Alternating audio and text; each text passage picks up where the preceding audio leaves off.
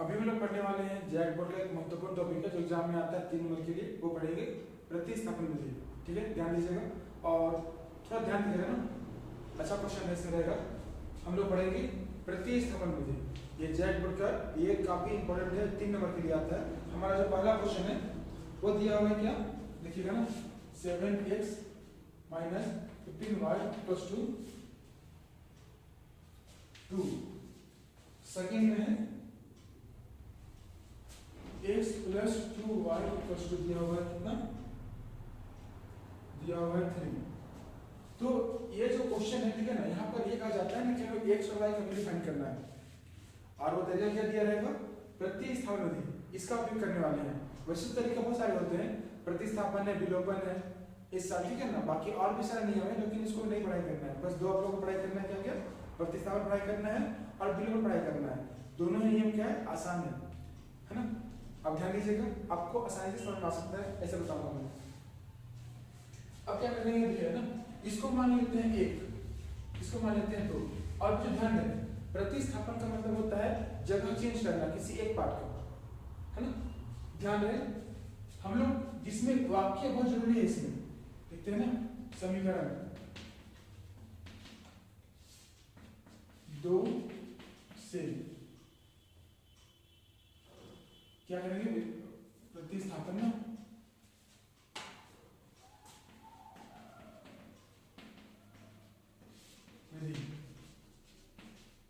इसका हम उपयोग करने वाले हैं।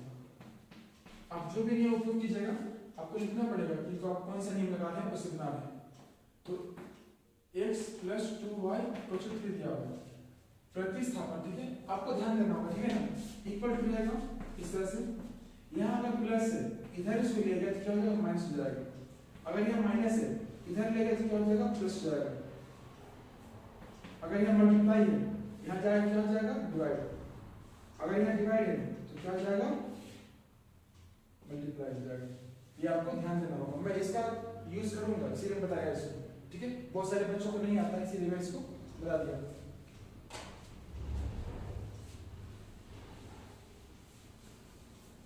तो देखिए क्या करना, किसी एक को के लिए करना है।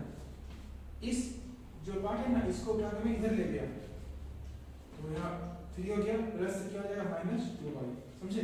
ये क्वेश्चन हो गया 3 हमारा, x का मान तो आ गया है। अब ध्यान देने वाली बात यह है, हम लोग समीकरण 2 में काम कर चुके हैं, तो हम लोग को अब 2 में काम बिल्कुल नहीं करना है, काम करना है 1 में, ठीक है। दोबारा सुनिएगा, जिसका आप उपयोग कर चुके हैं एक बार, उसका उपयोग सेकंड टाइम यहाँ पर नहीं कीजिएगा ना, तो गड़बड़ हो जाएगा। इसका उपयोग करते वक्त कितना पड़ेगा, समीकरण 1 पर x का मान रखने पर, है ना, देखना है क्या आता है। तो इसमें क्या आएगा, 7x minus 15y equal to 2। 7 हो गया, x कितना है हमारे पास 3 minus 2y equal to 15y equal to 2। यहाँ पर गलती किया था, है ना। बस x का मान दिया है ना, तो 7 लिखा गया, x का जगह में d लिखा जाएगा। अब क्या करना है, 7 3 जा कितना 21 माइनस 7 दूनी 14 माइनस 15y प्लस 2। अब क्या करेंगे, 21 माइनस जोड़ने में कितना जाएगा, 29 आ जाएगा, ठीक है। माइनस माइनस क्या आता है बच्चों, होता है प्लस। अब इसके बाद में क्या आएगा, 2 हो गया यहाँ पर, माइनस 29 y इक्वल्स टू 2। ये जो है ना प्लस में, यहाँ क्या जाएगा, माइनस हो जाएगा, इस तरह से कितना आ जाएगा, 19 आएगा, माइनस में आएगा। इसके बाद यहाँ माइनस 29 y। अब ध्यान देने के बाद ये है क्या है, minus 29 y equals to minus 19, minus minus cut जाएगा, ये था प्लस, मतलब मल्टीप्लाई था, यहाँ क्या हो जाएगा, डिवाइड।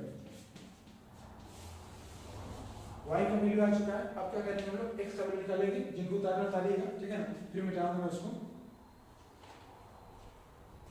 ठीक है।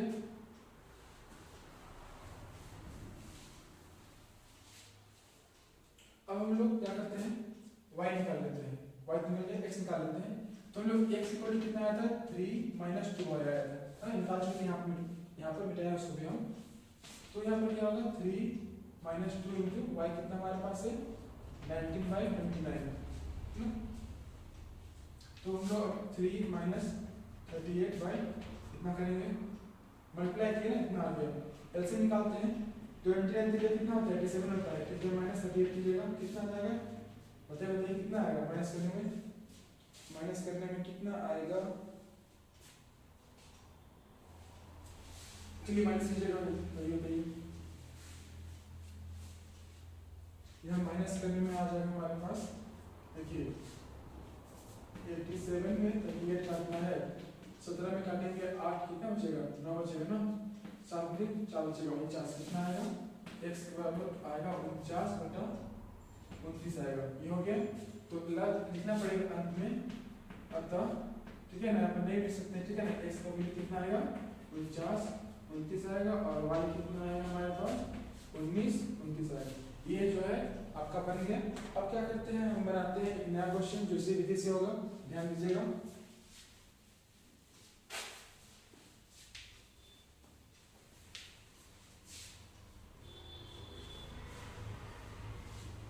ठीक है बस विधि कंसेप्ट ले लीजिए, अब देखिए कि मैथ कितनी आसानी से बन जाता है। यहाँ पर क्या करें ना, मैं आपको बताऊंगा नियम आपको जो किताब में तो है लेकिन आपको समझ में आएगा तो क्या कहा गया है। क्वेश्चन हमारे पास 2x + 3y = 9 क्या है 2x + 3y = 9 दिया हुआ है, और सेकंड में कहा गया है 4x + 6y 4x + 6y = कितना दिया हुआ है 18 दिया हुआ है, ये क्वेश्चन हमारा है। इसमें क्या कीजिए ना, अगर आपको लगता है ना कुछ कॉमन निकाल सकते हैं तो कॉमन निकाल लीजिएगा, मतलब जो सेम उसको, ये हमारा समीकरण 1 हो गया, ये 2 हो गया। अब 2 में ही काम करेंगे हम, देखिए ना 4 और 6 2 का पारा आता है, x रह जाएगा 4 का पारा में 2 का पारा में 4 आता है 2 बार में, 2 का पारा में 6 आता है 3 बार में, 18 हो गया 18। ये था मल्टीप्लाई, यहाँ पर डिवाइड 2x + 3y = 9 हो गया, काट देना आएगा ना, काटेंगे तो 2 का 2 18।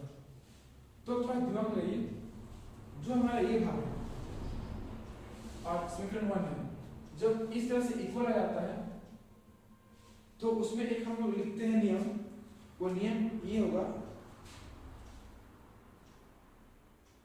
तो यहाँ पर जो कहे ना बुक में जो कहा गया है किताब में, मैं सुनाता हूँ, कहा गया इसमें कि इसलिए हम x का कोई निश्चित मान नहीं पाते हैं ना तो y का पाते हैं।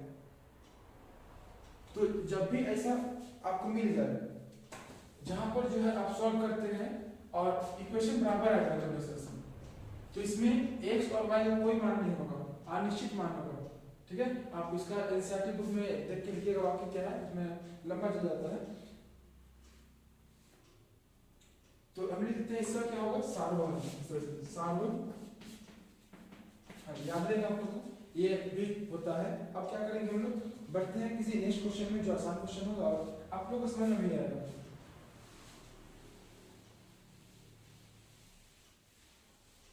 क्वेश्चन है x + y = 14, x - y = कितना दिया हुआ है क्वेश्चन में 4 दिया हुआ है। तो हम लगाते हैं क्या है, प्रतिस्थापन लगाना है हम लोग को, क्या लगाना है, ये समीकरण 1 हो गया, ये 2 हो गया।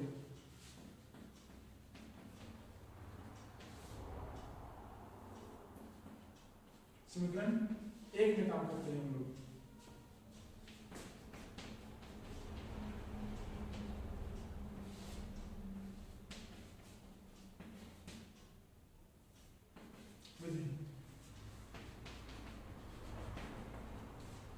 इसमें क्या होगा देखो, इसमें x = 14 - y कर देंगे, इधर देंगे ना, ताकि हो गया समीकरण 3। अब क्या करते हैं हम लोग, इसमें जो है ना 2 में हम काम करेंगे। देखिए हम यहाँ पर क्या में 1 में काम किए, 1 में काम बिल्कुल नहीं करना है, अब 2 में काम करना है। लिखना पड़ेगा x का मान समीकरण 2 पर, यहाँ लिखना पड़ता है ना प्रतिस्थापित करने पर या फिर रखने पर, आप लोग चाहे तो लिखिएगा प्रतिस्थापित करने पर, ठीक है, वो भी सही होगा। अब हम लोग इसमें क्या करते हैं बच्चों, देखिए x - y = 4 हो गया, x का वैल्यू कितना आया है 14 - y, क्या आया 14 - y और -y यहाँ पर 4, 14 कितना 1 2 हो गया, 4 - माइनस 2y इक्वल टू कितना 4 आएगा, ये प्लस से क्या हो जाएगा माइनस 2y इक्वल टू कितना जाएगा इसमें माइनस 10 आएगा, माइनस माइनस कट जाएगा तो इसमें y कितना आएगा, y इक्वल टू आएगा 10/2, y कितना है 5 आएगा। ठीक है, अब क्या करते हैं हम लोग निकालते हैं वैल्यू x का क्या होगा। ठीक है, ध्यान दीजिए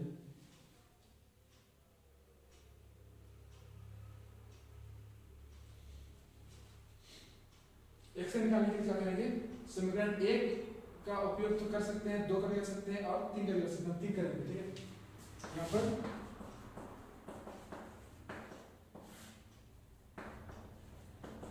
3 से 3 में क्या है हमारे पास x equals to 14 minus y, 14 minus y कितना है 5 है, माइनस करने में कितना आएगा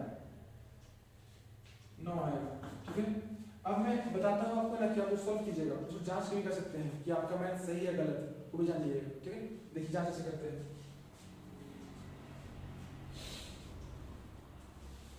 जांच का हमें जांच करने का तरीका है,